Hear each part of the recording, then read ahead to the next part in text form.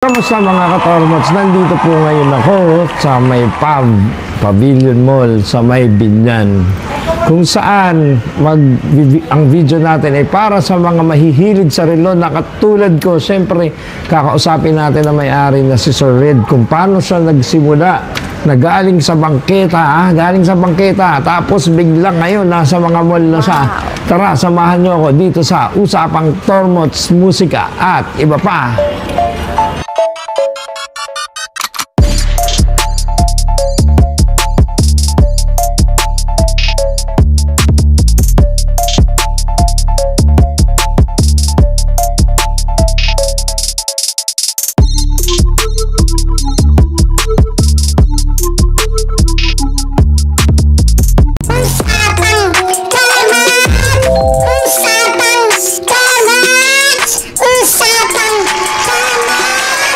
Ito na, kakausap ko na po at kasama ko na po si Sir Red. Magandang hapon po, Sir Red.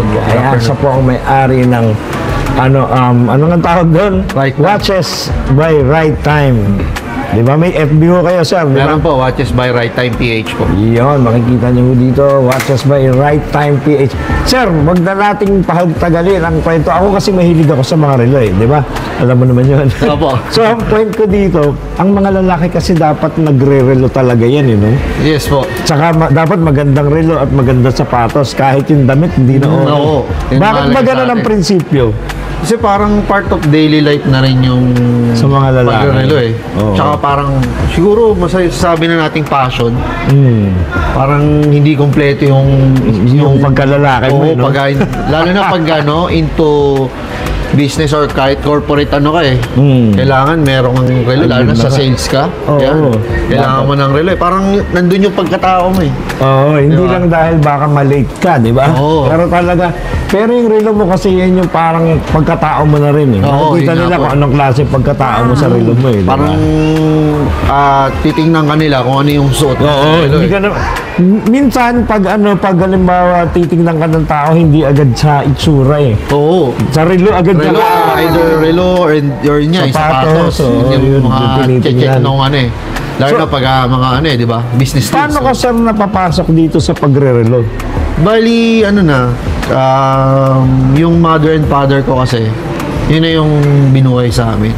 Talaga? Yes. Ganun sila, watch mga nagre-relo rin sila. Gumagawa sila ng relo. Sa bagay, parang katulad sa amin, ang pamilya ko naman, sir, banda. So, kaya kami naging banda. Ganun talaga. So, parang nahahawa-hawa.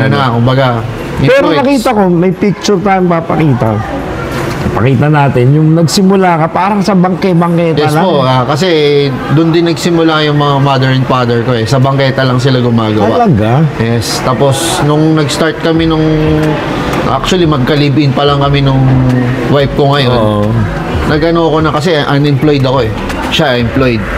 Tsaka nakatapos siya ng pag-aaral eh. So, namin na magnegosyo kami nung bumuhay sa amin nung bata ako. Yun nga, yung pag-relo.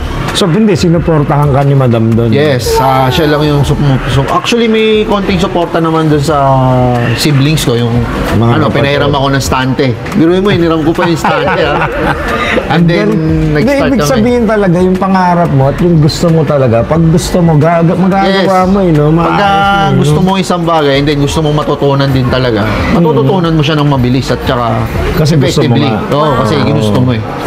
Parang naging passion mo na. Yun, passion. Sabi rin pero sino nagturo sa iyo nun? Nag-aral ka? Actually, hindi yung basic repairing lang yung tinuro sa akin ng mother ko. And then, nung kasi napwesto-pwesto na ako eh. I mean, pumatao ko dun sa mga pwesto nila ng mga teams ko. Mga bandang Yun, kahit pa paano, nood-nood, tapos ina-apply ko na rin.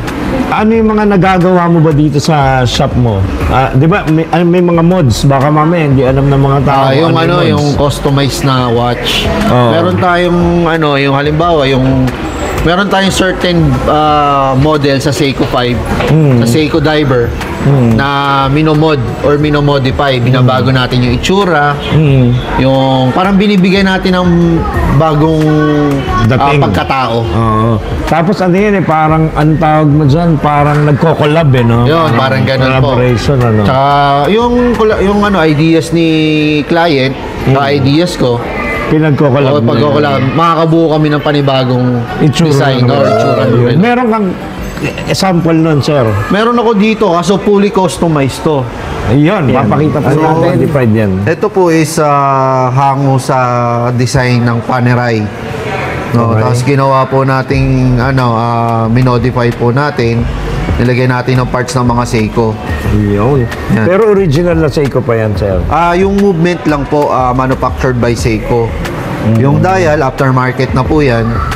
Ang ganda. Sobrang ganda. Isa naman, sir. Ito po fully customized din since yan.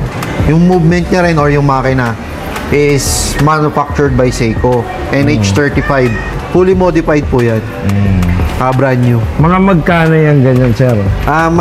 Price range po niyan is 20,000 to 20 to 22,000. Wow!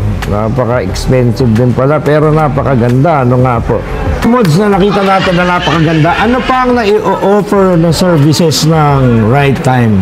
Bali, nagsuservice po tayo ng mga watch, meaning yung kung tawagin sa kotse, yung PMS, Preventive Maintenance. Yun.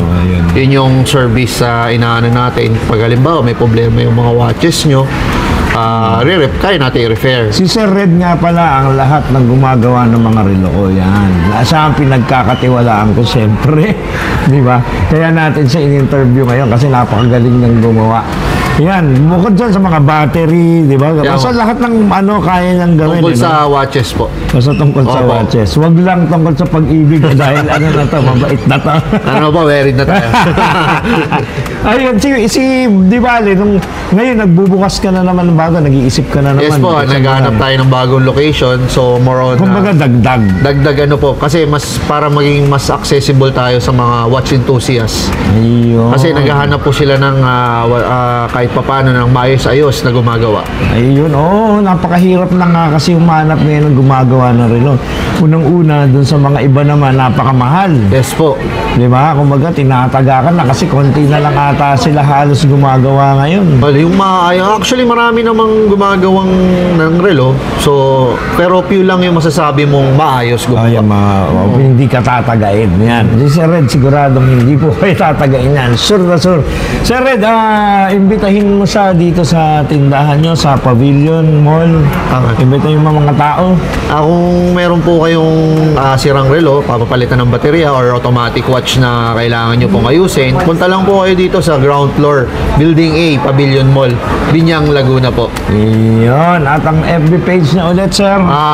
Check nyo lang po yung FB page natin, Watches by Right Time PH po. Meron po tayo diyang mga reviews and yung mga dati po natin ginawang mga mods and yung mga customer na pumunta po at nagpagawa sa akin. At sigurado naman natuwa sila dun sa pinagawa nilang relo.